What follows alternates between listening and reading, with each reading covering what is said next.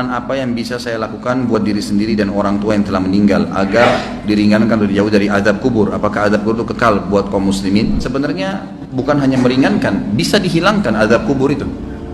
Kalau seseorang anak misalnya sering beristighfar kepada Allah untuk orang tuanya, dia sering beristighfar, ya Allah ampunilah kedua orang tuaku, seperti doa yang masyhur Allah ajarkan, Rabbi ghafirli wali walidayya. Doa ini pada saat mereka hidup atau mereka meninggal. Bukan mustahil karena seringnya orang mendoakan, maka dosa-dosanya diampuni oleh Allah. Dan kalau dosanya sudah bersih karena istighfar anaknya, maka bisa saja dia selamat dari azab kubur, nggak diazab lagi, gitu kan.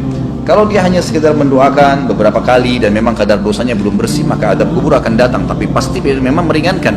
Cuman saya bahasakan bisa saja hilang, bisa saja hilang. Kalau penanya ini yang maksudkan adalah apa yang saya harus kerjakan selama saya hidup, perbanyak amal soleh, semua amal soleh.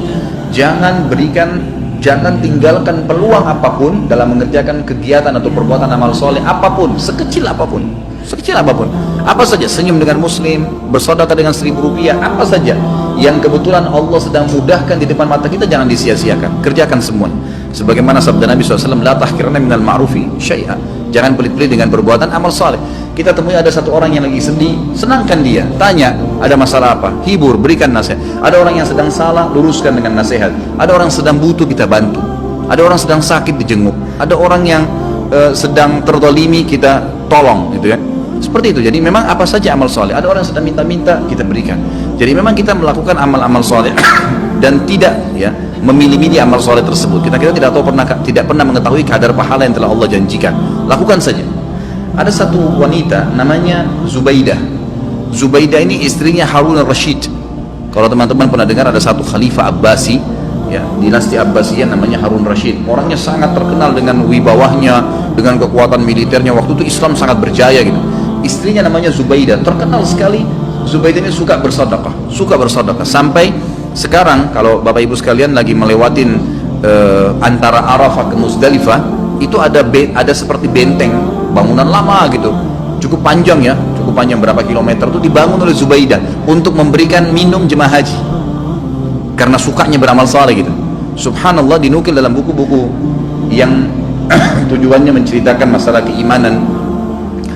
Pada saat Zubaidah meninggal, maka ada salah satu dari kerabatnya mimpi melihat Zubaidah. Lalu kerabatnya ini menanyakan, yang sering dibantu oleh Zubaidah, bagaimana Allah balas kamu dengan pancuran air yang kamu buat berapa kilo itu di Arafah? Kata dia, tidak ada satupun yang saya dapatkan pahala karena saya melakukannya riya untuk manusia. Lalu bagaimana keadaanmu? Kata kerabatnya, dia bilang, Allah telah mengampuni saya dengan sholat malam, 2 rakaat sholat malam yang saya rutin jaga setiap malam. Justru karena itu Allah ampuni. Kita nggak pernah tahu amal soleh mana yang Allah ampuni dosa-dosa kita. Maka kerjakan semua amal soleh, semua, jangan dipilah-pilah. Ada teman-teman subhanallah masuk masjid, ada kesempatan sholat sunnah qabliyah, enggak, duduk sibuk dengan HP-nya. Ada kesempatan lagi macet jalanan, bisa buka HP untuk baca Quran, bukan baca SMS, baca Al-Quran. Beberapa ayat bisa dilakukan sebenarnya, gitu ya. Tapi nggak dilakukan. Ada orang yang lagi minta, dibisikin sedikit sama syaitan, sudahlah, dia sudah mampu, nanti di depan. Kita nggak sedekah, enggak. Semua peluang amal soleh lakukan, semua amal soleh lakukan. Dan ingat, untuk beramal soleh harus Bapak Ibu sekalian dipaksakan. Nggak bisa, nggak bisa. Kalau Bapak Ibu tidak paksakan sholat malam, percaya lisan saya tidak akan pernah sholat malam sampai mati.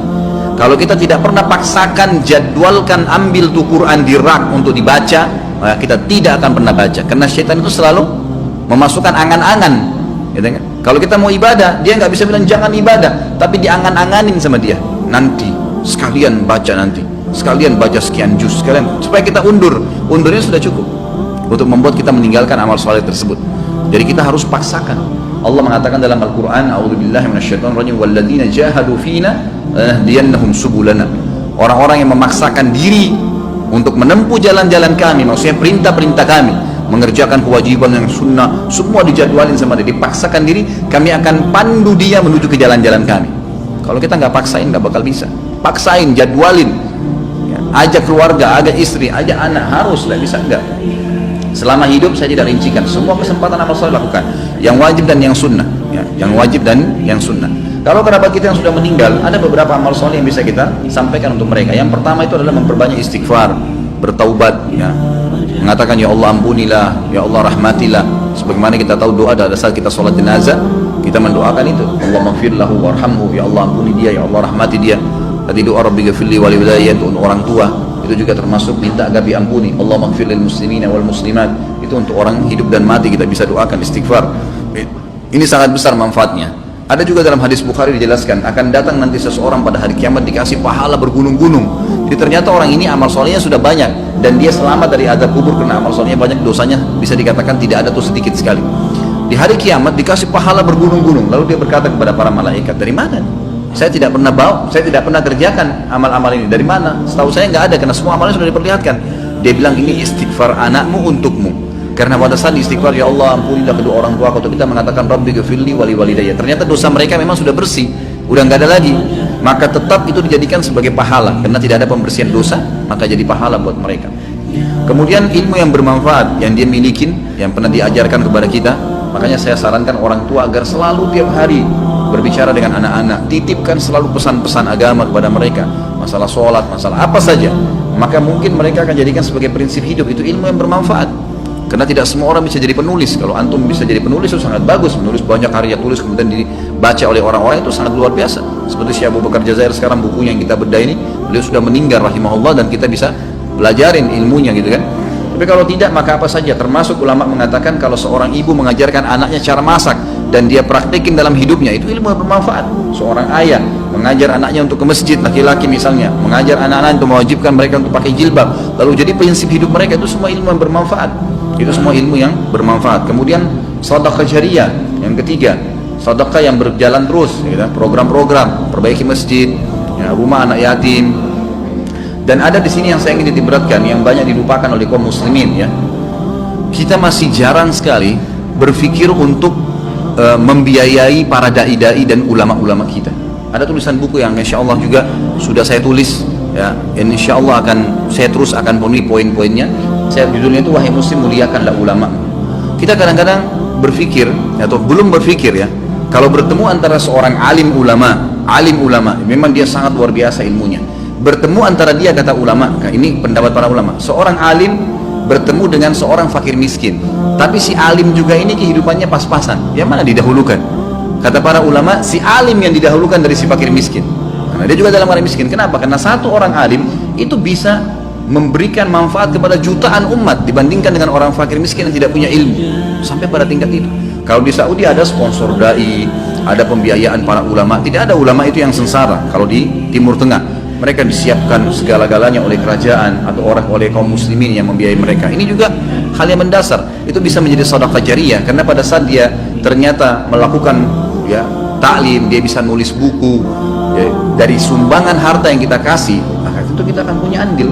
Masjid dibangun, rumah anak yatim, memperbaiki janda-janda, rumah-rumah janda, kemudian membantu kaum muslimin kayak sekarang yang lagi, ya, tersiksa, ditampung mereka, kita sumbang. Itu semua hal-hal mendasar yang bisa menjadi berbanyak, ya, amal kita nanti pada saat meninggal. Kemudian haji dan umrah ini juga dibolehkan bagi orang yang hidup menghajikan dan mengumrahkan orang yang sudah meninggal atau orang yang sudah tidak mampu.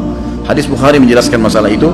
Seseorang datang kepada Nabi SAW berkata, ya Rasulullah, sungguh ya Rasulullah, orang tua saya, ayah saya sudah tidak mampu mengadakan perjalanan haji, umrah, bahkan musafir, tapi masih hidup, sudah tua sekali nggak mampu. Apakah boleh saya haji dan umrah untuknya?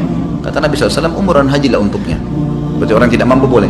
Orang yang sudah meninggal adalah hadis Bukhari juga, seseorang sahabat pada saat sedang haji bersama Nabi SAW, lalu dia berkata, ya Allah, labbaik Allahumma hajjan an syubrumati.